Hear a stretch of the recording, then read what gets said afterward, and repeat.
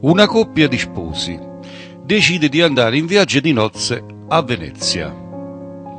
Arrivano a Venezia e vanno in un albergo per ordinare una bellissima stanza.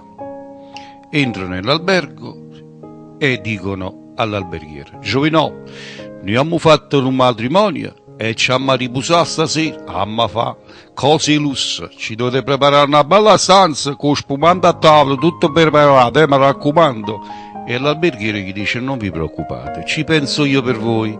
Gli prepara una stanza di lusso, una stanza delle meraviglie, un paradiso terrestre. Dicono: va bene, allora noi ci andiamo a visitare Venezia, stasera ci ritiriamo e andiamo a letto per fare le cose di lusso, mi raccomando. Ok? Allora lo sposo si chiama Pasquale, la sposa si chiama Domenica.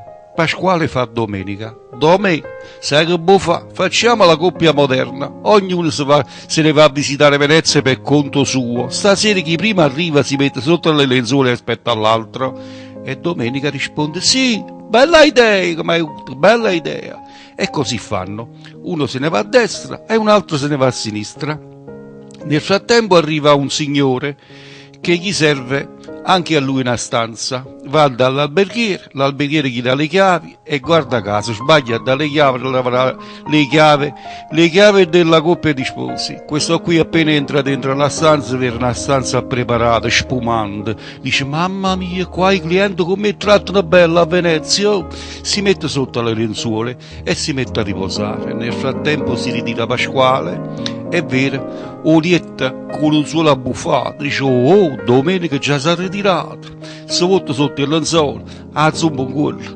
Ma che vuol dire che fa? E il povero uomo ha sotto a Luca: uè, Giovinò, ma che facete? E Pasquale: scusate tanto, io pensavo che era domenica.